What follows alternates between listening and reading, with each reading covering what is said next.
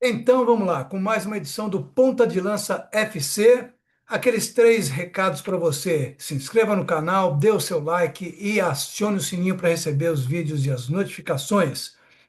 Olha aqui, ao som da cachorrada da rua, vamos lá. Começar pelo Memphis Depay, que é sempre aquela história, né? O jogador fica grandão, tal, e aí começa a se achar o dono das coisas, do planeta. Mas eu vou citar aqui um colega de profissão, um jornalista, que é o Júlio Gomes, do UOL, porque ele publicou uma fala no UOL que é interessante. Publicou uma fala e um texto, né? Porque tudo começou o seguinte: o Memphis Depay ficou bravo quando ele foi escalado para começar o jogo contra o Atlético Paranaense na semana passada pela Copa do Brasil. Ele tinha chegado da Europa e ele achou que ele fosse escalado para entrar durante a partida contra o Atlético, quando o Corinthians já estivesse vencendo, tal, porque já tinha vindo lá do Paraná, do Curitiba, com 1-0 na bagagem, né? Então, ele imaginou que estivesse pronto para entrar só no segundo tempo. Mas não. A comissão técnica, chefiada pelo Dorival Júnior, informou o jogador que ele entraria como titular, quer dizer, ele começaria jogando. Ele não gostou, entrou, e aí o que aconteceu? Antes de terminar o primeiro tempo, ele sentiu uma lesão muscular, ou seja, quem é que estava com a razão? Parece que era ele, né? Sabendo que não tinha grandes condições para começar jogando e acabou se machucando. Mas tudo bem. Isso aí é, já começou a entornar o caldo para o lado dele. Bom, aí o que aconteceu? O Júlio Gomes publicou uma nota, um artigo, né? Dizendo o seguinte, porque o Memphis publicou críticas contra a imprensa e dirigentes corintianos após as reportagens revelarem aspectos da sua vida pessoal. Por exemplo, a moradia dele num triplex de luxo. Ele está morando num triplex de luxo, num hotel de São Paulo, com diária de US$ 50.000. Será possível isso? Dá R$ 275.000 por dia? Cara, ô Memphis, bom, sei lá. Essa postagem culpa a imprensa por noticiar esse tipo de coisa. Aí diz o Júlio, é o velho embate entre nós e vocês, né, Memphis? Vocês querem que a gente está aqui, que a gente esteja aqui para contar as histórias, e vocês não querem que algumas dessas histórias sejam contadas. Vocês querem que seja contada só a história do gol, do herói, de tocar pagode na favela com os parceiros e tal. Bom, aí o Júlio faz uma comparação do Memphis com o Neymar, que eu acho que ela é pertinente. Faz todo sentido. Eu vejo tantos paralelos do Memphis com o Neymar, diz ele. Não gosto do estilo, porque eu acho que esses caras, o Memphis, o Neymar, eles são de uma geração de jogadores que podem ser comparados com grandes craques do passado em termos de números, de feitos, mas não em relação à maneira como eles consideram como o futebol e todo mundo em volta do futebol está a serviço deles, e não o contrário, quer dizer, não que eles estejam a serviço do jogo e das pessoas que gostam de assistir futebol. Concordo com o Júlio. Eles invertem a dinâmica do que um ídolo deve fazer e se comportar e adotam um discurso que, infelizmente, está sendo muito comprado pelas sociedades de coitadismo, ele diz aqui o Júlio. De todos contra mim, todos me perseguem, a imprensa me persegue, a torcida me persegue, o técnico me persegue, todo mundo me persegue. É o famoso, ai, coitado de mim. Ninguém me ama, ninguém me quer. Eles são sempre as vítimas, diz o Júlio. Eles são um discurso de vitimização diante do que eles poderiam trazer para a sociedade como exemplo do que poderiam ser. Quer dizer, é aquela história: o cara sabe que é ídolo, ele sabe que ele representa alguma coisa, tá certo? E que ele é visto como um exemplo em várias coisas, especialmente pelas crianças, né? Então é sempre bom você não vai sair por aí fazendo merda, né? Então é a história do Zico. O Zico é um exemplo de ídolo. Ele sabe se comportar como ídolo. Ele sabe o que ele representa para as crianças pelos mais jovens, para os mais jovens. Então, é isso, o cara é famoso, você tem o bônus e tem o ônus. Esse aí é um ônus, ué. Você não pode sair na rua porque você é famoso, você tem que se comportar porque você é famoso. É isso, paciência. Boa, Julião.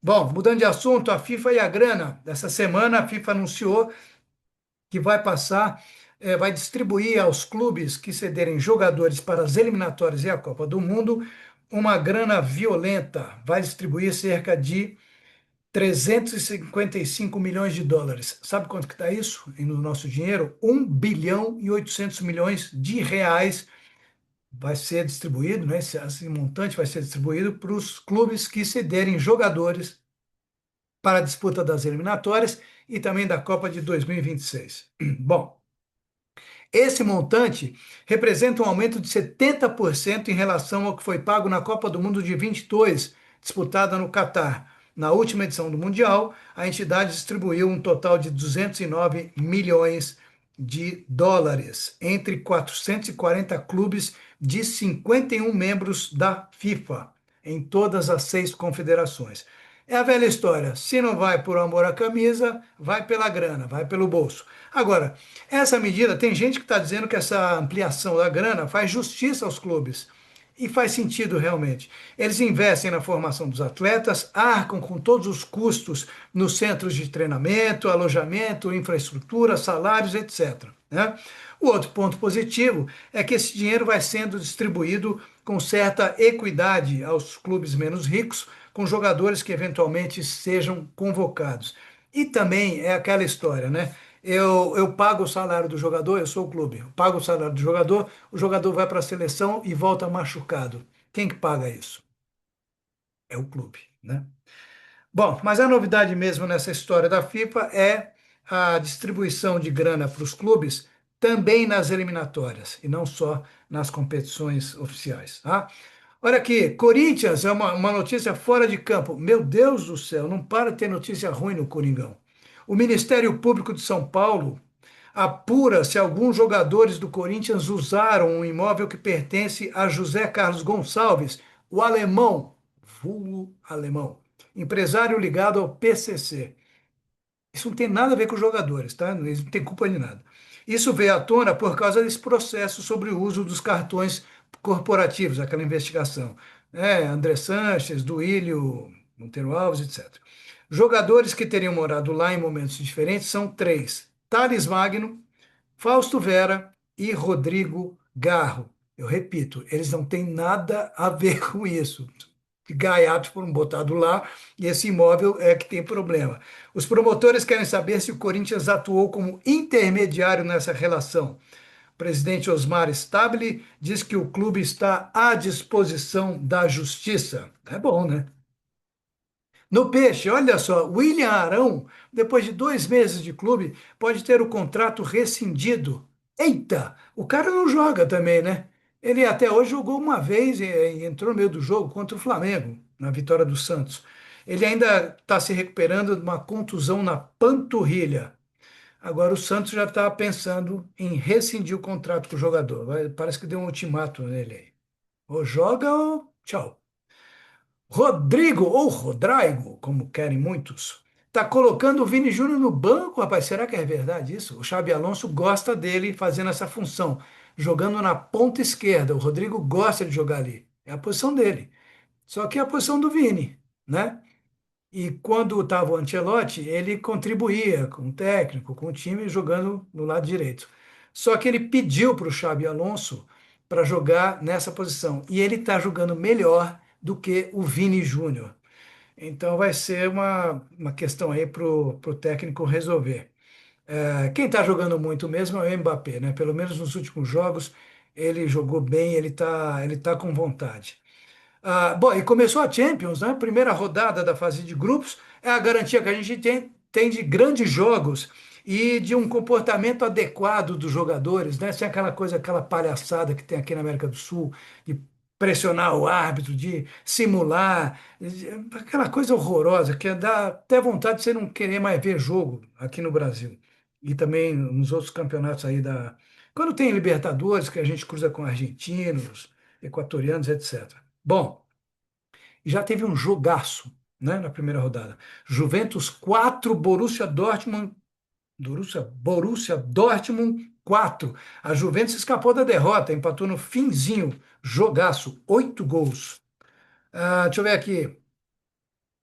Bom, eu já falei do Peixe, né? Agora vamos falar de quem? Sul-Americana, Lanús venceu o Fluminense com 1 a 0, gol de Marcelino Moreno no final, e agora o Flu precisa fazer 2 a 0 para se classificar para a semifinal da Sul-Americana. Pô, eu tô errando tudo hoje, cara. Tem dias que é assim, né? Vou falar mais devagar. A semana que vem vai receber o segundo jogo no Maracanã. E o adversário de quem se classificar, ou o Fluminense ou o Lanús, sai do confronto entre Alianza Lima do Peru e Laú do Chile. Aliás, não se falou mais nada em relação àquele episódio envolvendo a Laú do Chile, lá na Universidade do Chile, e o Independiente. Ficou barato, né? Multa para engordar os cofres da Conmebol, da Confederação Sul-Americana, que é presidida por aquele Alejandro Domingues, o paraguaio, e mais 7 jogos com portões fechados para os dois times, além da eliminação que já era favas contadas do Independiente. Então, e mais uma da Conmebol, Alejandro Domingues, sempre lembrando que ele é o presidente. A final seria disputada em Santa Cruz de la Sierra, Bolívia, mas o estádio não passou na última inspeção e agora será no Paraguai. Agora eu pergunto, no dia 22 de novembro, quem comprou ingresso antecipado, passagem aérea ou passagem sei lá do quê, fica como? Liga lá para o Alejandro Domingues, ele vai resolver para você. Bom, e aqui para encerrar, tem Libertadores da América. Hoje tem River Plate e Palmeiras.